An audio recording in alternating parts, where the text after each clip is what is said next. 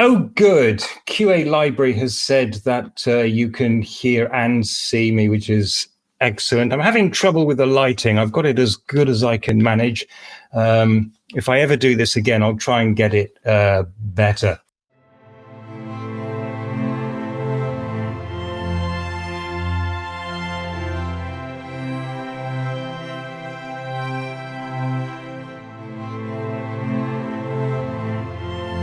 An interesting question, which I'll kick off with, is what are my top 3 favorite YouTube channels? I would say, first of all, the Tim Traveller. If you haven't seen him, he does great travel videos, great favorite of mine. I think he has a wonderful sense of humor, and he really knows how to do travel videos. Jay Foreman, who delves into some quite interesting and serious topics, but in a very quirky way, and also nothing to do with travel, pitch meetings. If you haven't seen that, this is one by I can't remember if he's Ryan George or George Ryan. Anyway, very funny satires on Hollywood movies. What did you do as a career before this, and do you still do that? Most of the time that I've been in Germany, I actually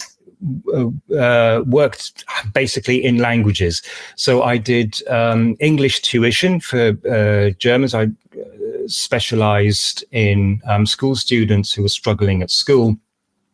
And I also translated as well. It's only recently that I've basically stopped doing pretty much everything else and now concentrating on YouTube and trying to make a living out of that. It was the pandemic that really kind of sort of dried up all my other work, and I was able to fall back on YouTube.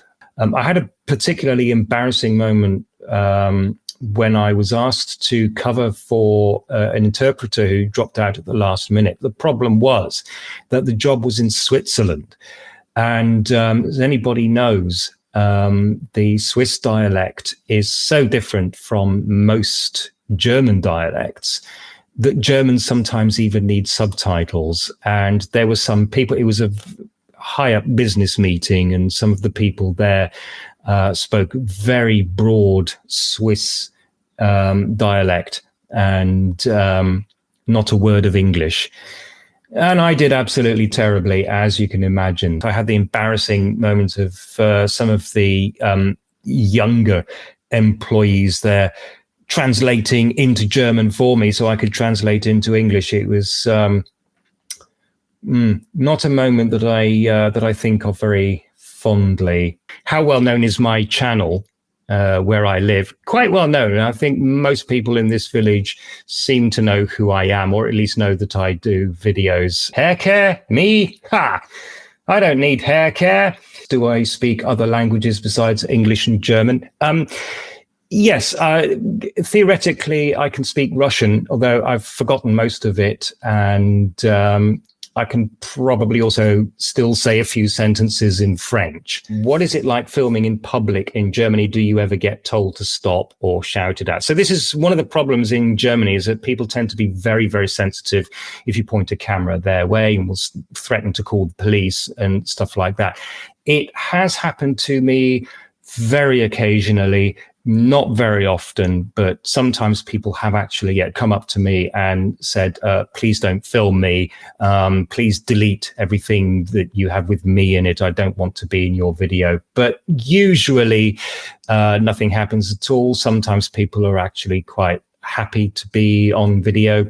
It depends.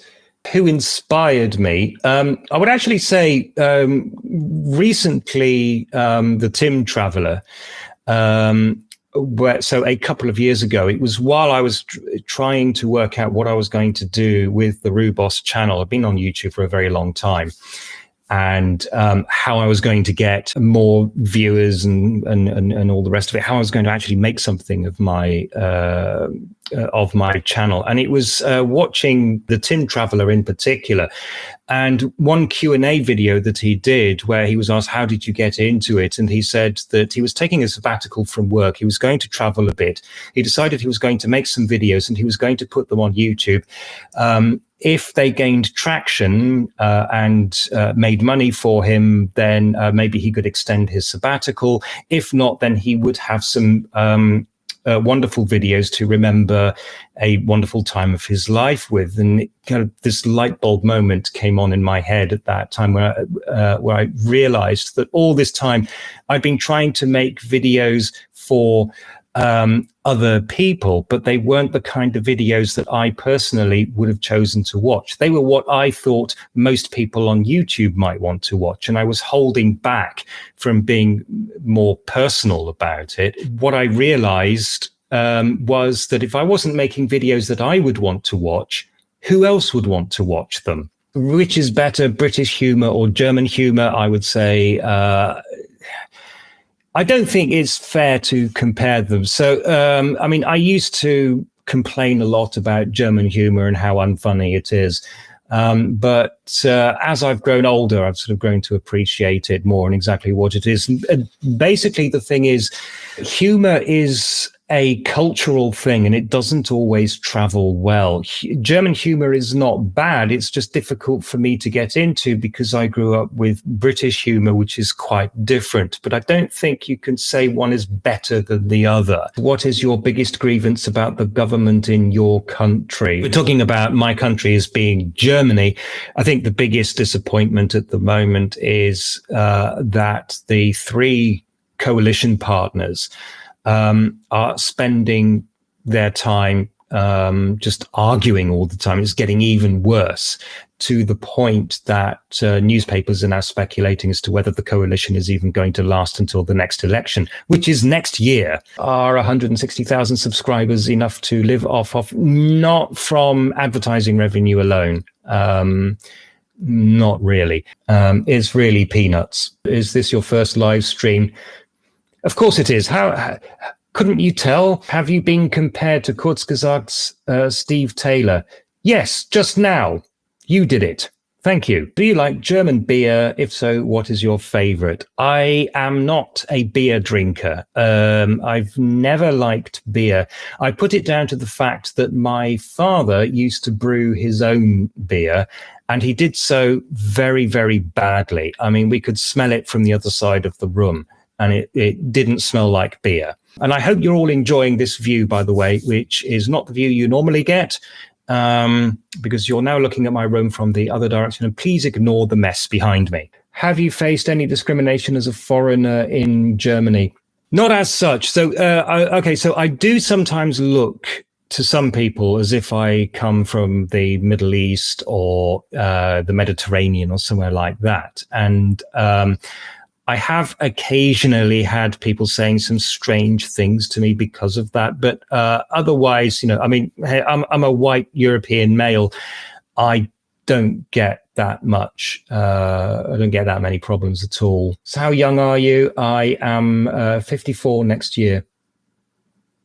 So actually, wait a minute. That makes me 54 now. I'm 55 next year. Okay, sorry about that, folks. That is what happens when you get to my age. What were your feelings after moving from Berlin to a small village? Did you miss the big city? I grew up in a small market town, so I'm used to living in a rural area. I acclimatized quite quickly. Sometimes I do miss aspects of living in the big city. But I really enjoy my life here. So I'm fine. I'm quite happy. And are you going to make a second channel called Andom? Oh, I see. Yes, because it's my name with the Rewboss taken out. Okay, yeah. That's an interesting idea. I probably won't be doing a second channel. But that's a good idea. I like the way you think. Do you do stand-up? Funny thing, but in about the last year that I was in Berlin, somebody persuaded me to do a stand-up routine at an English language comedy club. So I did that for a couple of months. I wasn't the best, but also, I will say with great pride, I was not the worst. What is the first book in the upper shelf to your left? From our perspective, so to my right, the first book Hold on. Okay, now, this is interesting. This is actually very interesting. So let me try to angle it so you can see it. This is a libretto for a musical that was put on some years, 2012, August 2012. It was a local thing in a town called Seligenstadt. And what this Lustical was, it was a musical that was based on a real life historical event. So they had, in that place, they had a professional composer, they had a professional script writer, they got hold of a professional director and one or two professional actors. All the other actors were locals. It was a full-blown musical on stage and everything. They did 3 performances, and I was commissioned to film it, which I did, and I made a DVD because DVDs were still a thing in those days. Yeah, that was one of my greatest successes. But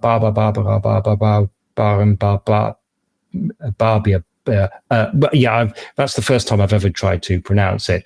My opinion on it, it's a tongue twister. It's funny. Okay.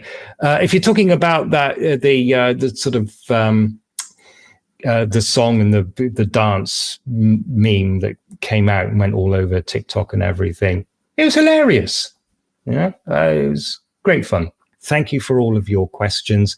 Thank you for your support for my channel generally. Okay, so this is the point at which I sign off with something very witty and very clever. The problem is right now I can't think of anything at all. So I will just say thank you for the chance to talk to you, and goodbye. Have a great day.